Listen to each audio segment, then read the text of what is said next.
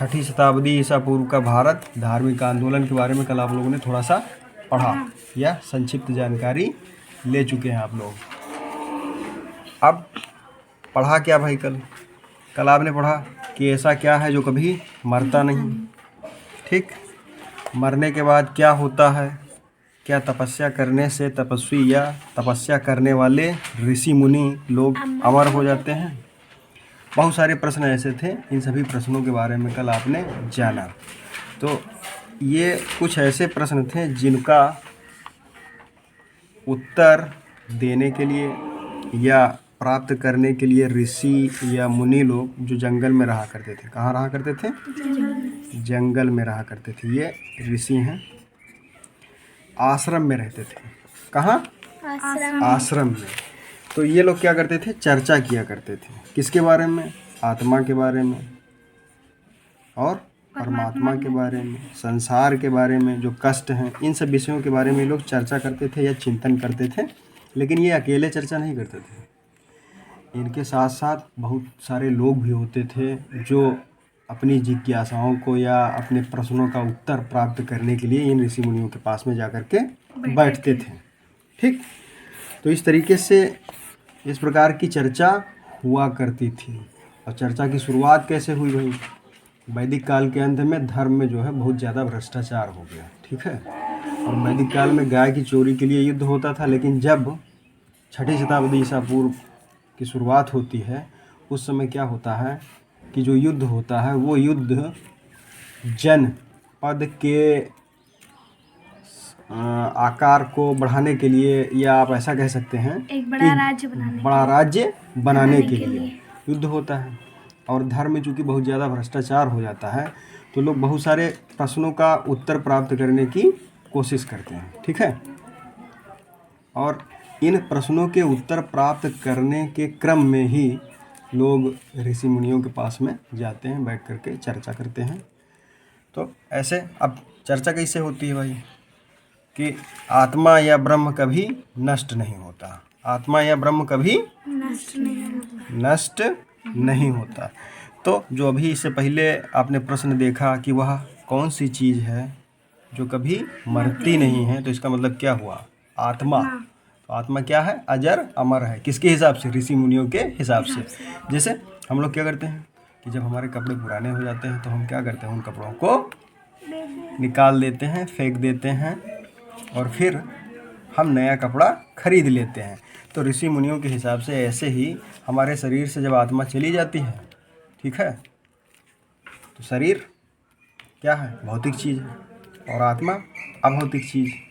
शरीर से आत्मा चली गई, शरीर रह गया, और आत्मा फिर दूसरे शरीर में प्रवेश कर गई, ऐसा माना जाता है। और आत्मा ही बार बार क्या होती है? जन्म लेती है। ज्ञान प्राप्त कर सकते हैं हम कैसे? कठोर तपस्या के आधार पर। इस प्रकार की चर्चा कौन करता है? ऋषि मुनि लोग करते हैं, या उस समय किया करते थे।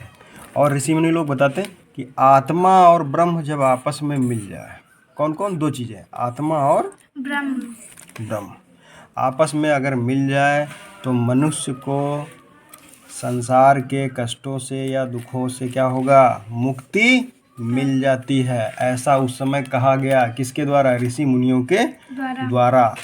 और आत्मा का ज्ञान ही परम ज्ञान है। ये सारी बातें किससे जुड़ी हुई हैं? धर्म से जुड़ी हुई हैं। ठीक है, और इन सभी चीज़ों की चर्चा ऋषि मुनि किस में करते हैं? उपनिषद में करते हैं। किस में? उपनिषद में करते हैं। अब उपनिषद है क्या? उपनिषद के बारे में जान लीजिए। उपनिषद का अर्थ होता है पास बैठना। इसका मतलब क्या हुआ? एक प्रकार की किताब या पुस्तक या बुक जिसमें चर्चा की जाती है। किसके द्वारा? ऋषि के द्वारा या मुनि के द्वारा, या जो लोग ऋषि मुनि के पास जाकर के बैठते हैं, उन सभी लोगों के द्वारा चर्चा की जाती है। जैसे उदाहरण के लिए यहाँ ये एक चित्र है, ये एक ऋषि का और ये दूसरे ऋषि का या मुनि का। तो उपनिषद में क्या होता है? ऋषि मुनि लोग चर्चा करते हैं। यह कहानी छठी शताब्दी ईसा पूर्व के भारत की कहानी है। ठीक है, ऐसे ही एक उपनिषद है मुंडको उपनिषद। क्या है? जिसमें भारत का आदर्श वाक्य लिया गया, या जिससे लिया गया भारत का आदर्श वाक्य कौन सा? सत्यमेव जयते। सत्यमेव जयते लिखा है भाई, सत्यमेव जयते, कि सत्य की ही जीत होती है।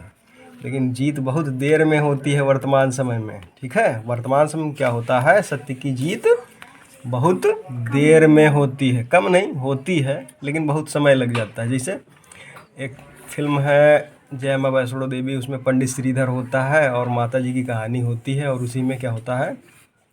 काल भैरव, पंडित श्रीधर अंत तक तपस्या करते हैं और आखिरी में उनकी जीत होती है, लेकिन बहुत ही कष्ट उनको झेलना पड़ता है। तो ये जो आदर्श वाक्य सत्यमेव जयते कहाँ से लिया गया? मुंडको उपनिषद से लिया गया। उपनिषद की कुल संख्या कितनी है? 108। अर्थ क्या होता है? पास बैठना।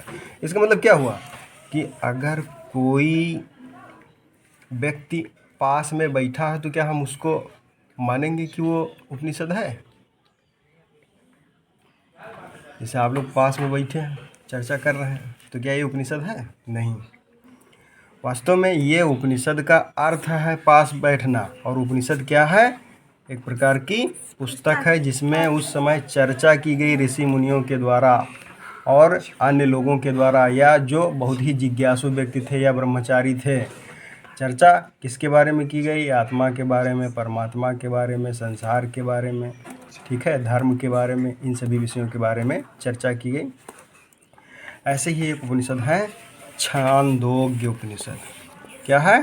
छांदोग्य उपनिषद। छांदोग्य उपनिषद, उसमें 2 ऋषि होते हैं। एक ऋषि जी का नाम क्या होता है? शानक कपिया, और जो दूसरे ऋषि होते हैं इनका नाम होता है प्रातिन।